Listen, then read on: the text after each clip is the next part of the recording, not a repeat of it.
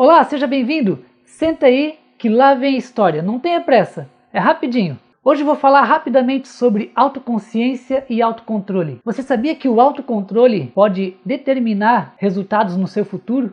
Por exemplo, aquele autocontrole que você teve na infância ou agora pode exercer influência direta em resultados no futuro da sua vida? Conta-se que o George Lucas, aquele que criou Guerra nas Estrelas, ele tinha um roteiro, ele apresentou esse roteiro para alguns escritórios, digamos assim, cinematográficos de Hollywood. Muitos deles ofereceram dinheiro, ofereceram um valor bom até para lançar o vídeo dele. Só que o George Lucas ele tinha um trauma, digamos assim, porque o primeiro filme de George Lucas que foi lançado sofreu tantos cortes e tantas alterações que ele decidiu que ele não venderia mais um filme e que os próximos filmes dele seria com esforço próprio. O que acontece? Ele tinha um controle crítico tão grande que ele acreditava na capacidade dele. Isso é uma forma de autoconsciência. Ou seja, quando ele lançou Guerra nas Estrelas, que foi um sucesso estrondoso, recorde de bilheteria da época e até hoje faz sucesso, ele não admitiu que fosse lançado por alguma produtora que pudesse editar ou tirar a criatividade dele. Isso é um exemplo de autoconsciência. Ele recusou várias propostas financeiras que teriam sido viáveis para ele, que ele não estava numa situação financeira boa, só que ele recusou porque ele tinha certeza absoluta que o projeto final do que ele imaginava seria exatamente o que ele queria. E isso que acontece com o George Lucas acontece com muita gente. É como se fosse uma espécie de bússola interna. Quando você tem a autoconsciência bastante elevada, você consegue perceber coisas que muitas vezes as outras pessoas não conseguem. E vale frisar também que no reino animal, poucas espécies, poucos animais têm autoconsciência. Um exemplo de testar a autoconsciência foi feito com elefantes. Fizeram X na cara de alguns elefantes, na testa, então botaram esses elefantes na frente dos espelhos. Então depois de algum tempo, os elefantes começaram a tocar nessa marca com a própria tromba, o que comprovou que eles tinham a autoconsciência. Acontece que, igual aos elefantes, poucos animais conseguem. Os gorilas, chimpanzés, golfinhos e elefantes. Fora isso, além desses animais e poucos outros, o homem é um que também tem bastante autoconsciência. Prova disso é que você, na frente do espelho, você consegue ver exatamente a marca, o que tem e o que não tem. Outros animais não têm essa autoconsciência. Então, essa autoconsciência que faz parte do ser humano, ela pode ser bastante testada e analisada no que chama-se de teste de autoconsciência 360 graus. Pegaram uma série de gerentes e pessoas de empresas e começaram a fazer a seguinte análise. Também, se você tem uma empresa, uma forma de testar a autoconsciência é da seguinte forma. Você começa a anotar como você se vê e depois você coloca num círculo para que as pessoas comecem a anotar como elas te veem. Depois você vai comparar como você se enxerga e como as outras pessoas se enxergam. Só que o importante para isso dar certo, para você começar a ter uma autoconsciência mais desenvolvida, é que seja de forma anônima. Porque muitas vezes as pessoas, quando vão falar da forma como elas te enxergam, essas pessoas não gostam de se identificar, não gostam de falar diretamente olho no olho. Por isso que esse teste de autoconsciência 360 graus, o ideal é que seja feito de uma forma em que as pessoas possam manter o seu anonimato. Mesmo porque ficou comprovado que quanto maior é a hierarquia de uma pessoa, mais distante e mais engano ela tem sobre como as outras pessoas enxergam ela. Ou seja, ela se enxerga de uma forma, ela vai estar enganada sobre como as pessoas enxergam ela. Porque, no geral, as pessoas têm medo e ficam retraídas de corrigir ou apontar algumas falhas das pessoas que têm hierarquia superior. Lembrando que a autoconsciência pode ser de uma forma externa ou externa. Aquele exemplo que eu falei sobre a marca na testa é uma forma de autoconsciência externa. É quando você analisa no espelho o seu cabelo, o formato do seu rosto, uma espinha que surgiu. Isso é autoconsciência externa. Mas também existe autoconsciência interna. E, no geral, ela é controlada pela ínsula, uma parte do nosso cérebro que consegue, de certa forma, ser uma espécie de leme interno. É como se fosse um leme que está ali controlando e te dando consciência sobre os seus órgãos. Diz que o ápice, o auge da autoconsciência é quando você consegue perceber o próprio coração.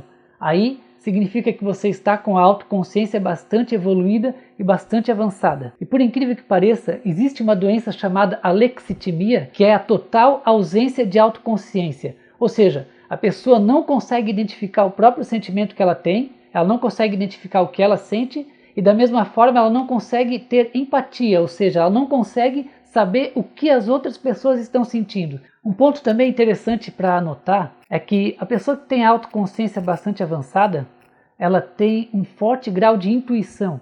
Não é no sentido místico ou esotérico. A intuição mesmo, por exemplo, quando você vai viajar, que está com aquela sensação de que está esquecendo alguma coisa, se acontecer de realmente você estar esquecendo, é porque a sua ínsula interna, que é o seu leme, estava mandando esse sinal, essa intuição de que estava esquecendo algo importante. Se você começa a ter bastante intuição de que está acontecendo algo, de que está esquecendo alguma coisa, comece a dar bastante valor a essa intuição, porque ela pode ser um sinal de que a sua autoconsciência está evoluída. Agora que a gente falou um pouco da autoconsciência, eu vou falar de uns assuntos que mais me emocionam e que mais me tocam nesse universo do desenvolvimento pessoal, que é o autocontrole. Você sabia que o cérebro humano ele cresce até os 20 anos e que o cérebro é o último órgão a se desenvolver completamente? E dentro desse cérebro, que leva 20 anos até ficar totalmente formado, existe uma peça que eu já falei em outros vídeos e provavelmente vou falar durante muitas vezes, que é a amígdala cerebral. As amígdalas elas são responsáveis pelos nossos sinais de alerta. Desde a história antepassada, desde os nossos ancestrais, a amígdala é aquele sinal de alerta diante dos perigos. Então a gente sempre tem aquela sensação de luta ou fuga, porque a amígdala cerebral é que está dando o sinal. E alguns estudos identificaram que é a partir dos 3 anos de idade que a amígdala cerebral consegue ser acalmada, digamos assim. Ou seja, crianças a partir dos 3 anos de idade é que podem começar a ser treinado o autocontrole. Aparentemente, antes dos 3 anos de idade, não é possível treinar o autocontrole das crianças, porque a amígdala cerebral ainda não estaria em tese pronta para isso. E no que se refere ao autocontrole, tem um teste extremamente famoso que se chama o teste dos marshmallows, que isso aí foi divulgado para o planeta inteiro durante muitos anos, e é coisa antiga, porque levou algumas crianças com 4 anos de idade, portanto, naquele princípio de onde já começa a trabalhar o autocontrole, onde a amígdala já consegue ser acalmada, digamos assim, porque a amígdala ela vai também ser responsável pelos nossos impulsos. Quando você acalma a amígdala e tranquiliza os seus impulsos, você consegue ter autocontrole. Então, o teste dos marshmallows é super interessante porque pegaram muitas crianças de 4 anos, levaram para uma sala e primeiro fizeram elas escolher uma série de doces, marshmallow e coisas deliciosas para as crianças. Então a criança escolheu determinado doce, o entrevistador pegou o doce, entregou para a criança e então lançou um desafio. Falou que se ela esperasse por alguns minutos, porque esse entrevistador teria que ir em outra sala fazer alguma coisa, um trabalho pendente, se a criança esperasse por cerca de 15 minutos e não comesse esse doce, quando o entrevistador voltasse, ele daria um outro doce para a criança. Então, nesse momento, essas crianças de 4 anos tiveram que fazer uma escolha, que é um desafio entre retardar a gratificação, ou seja, atrasar a gratificação e o prazer de comer o marshmallow, para receber 2 marshmallows depois, ou simplesmente ceder aos impulsos e comer os marshmallows. Ao fim do teste, cerca de 1/3 apenas das crianças, ou seja, cerca de 3 crianças, aproximadamente uma, conseguiu resistir os 15 minutos e não comeu o marshmallow. Ou seja, eles atrasaram o prazer, atrasaram a gratificação de comer o marshmallow para depois ganhar outro marshmallow. Porém, um grande número de crianças, também mais do que 1/3, cerca de 2/3, acabaram comendo os marshmallows sem esperar uma gratificação posterior. Ou seja, imediatamente quando o entrevistador saiu da sala, teve uma série de crianças que não esperaram nem poucos segundos, já partiram e começaram a comer o marshmallow. Acontece que quando esse primeiro teste foi feito, ainda a tecnologia não estava extremamente evoluída como hoje em dia. E 40 anos depois desse teste dos marshmallows, quando a tecnologia avançou, 57 dessas crianças foram levadas novamente para um laboratório. E novamente foi feito o teste para analisar se elas conseguiam resistir aos impulsos ou se elas cediam aos impulsos. E o mais interessante é que aquelas crianças de 40 anos atrás que resistiram ao impulso e atrasaram a gratificação, depois de adultos, elas continuaram resistindo aos impulsos. E da mesma forma, aquelas crianças que há 40 anos atrás cederam à tentação e comeram o marshmallow imediatamente, eles também continuaram sem resistir aos impulsos e cederam às tentações. Só que dessa vez a tecnologia avançou ao ponto de analisar o cérebro dessas pessoas.